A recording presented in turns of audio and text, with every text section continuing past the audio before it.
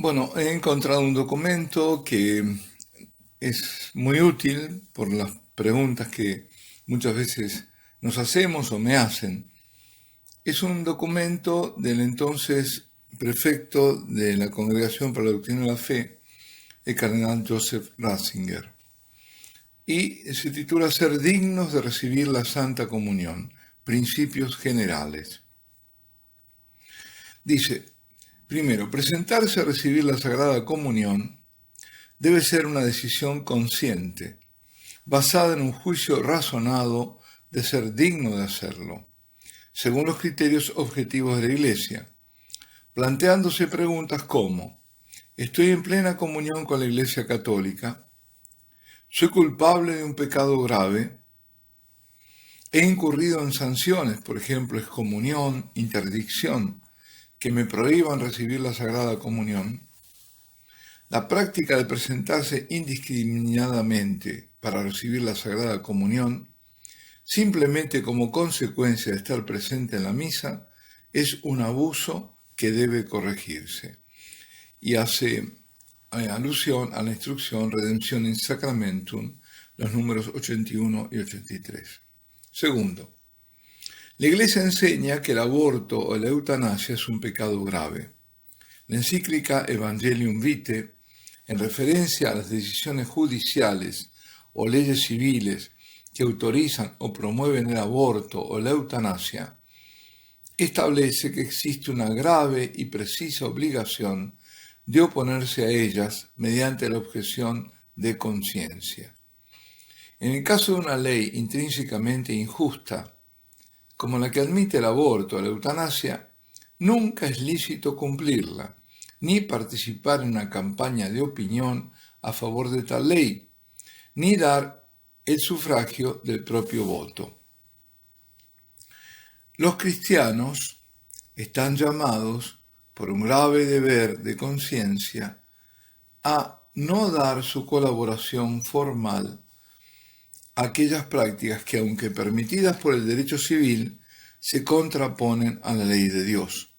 De hecho, desde el punto de vista moral, nunca es lícito cooperar formalmente con el mal. Esta cooperación nunca puede justificarse ni invocando el respeto a la libertad de los demás, ni basándose en que el derecho civil lo prevé y lo exige. Número 74, está dando de Evangelium Vitae, ¿no? Y número 73 también. Tercero, no todas las cuestiones morales tienen el mismo peso que el aborto y la eutanasia. Por ejemplo, si un católico no está de acuerdo con el Santo Padre sobre la aplicación de la pena de muerte o la decisión de ir a la guerra, no será considerado por esta razón indigno de presentarse para recibir la Sagrada Comunión.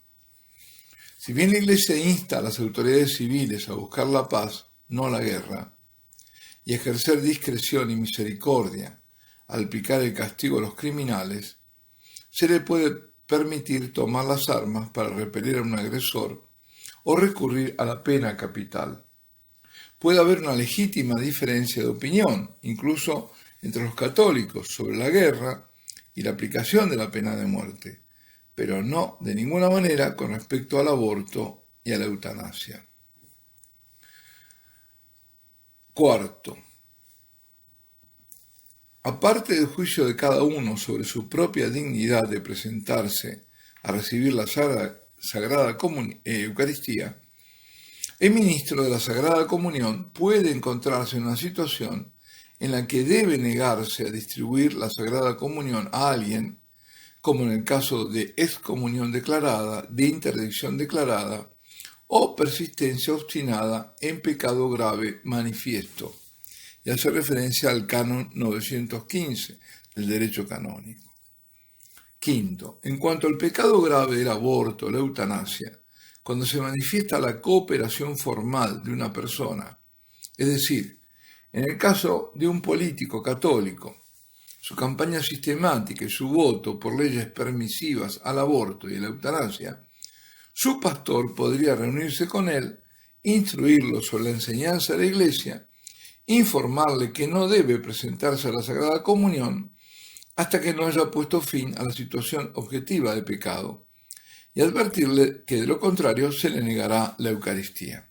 Sexto, si estas medidas preventivas no hubieran surtido efecto, no hubieran sido posibles, y el interesado con obstinada persistencia se presenta todavía para recibir la Sagrada Eucaristía, el ministro de la Sagrada Comunión debe negarse a distribuirla. Y esto es referencia a la declaración del Pontificio Consejo para los Textos Legislativos, Sagrada Comunión y Católicos Divorciados y vueltos a casar civilmente. Esta decisión, propiamente hablando, no es una sanción ni una penalización. Tampoco el ministro de la Sagrada Comunión formula un juicio sobre la culpa subjetiva de la persona. Más bien reacciona a la indignidad pública de esa persona para recibir la Sagrada Comunión, debido a una situación objetiva de pecado.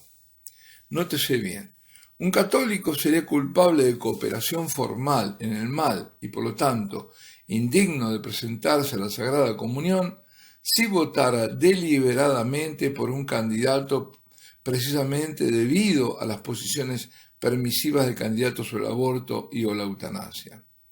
Cuando un católico no comparte la posición de un candidato a favor del aborto y o la eutanasia, pero vota por ese candidato por otras razones, esto se considera cooperación material remota, que puede permitirse en presencia de razones proporcionadas, que a veces se lo pone al votante entre la espada y la pared. Está a favor del aborto, pero si yo a este no lo voto y voto al otro, esto me lleva al desastre total. Puede llegar a pasar eso y en ese caso no puede permitirse. Bueno, es que son problemas de conciencia muy, muy graves, ¿no? Muy fuertes a lo que se está sometiendo a las personas. Así que creo, bueno, por lo menos esto es un documento oficial del entonces cardenal Ratzinger y nos puede servir a muchos de guía.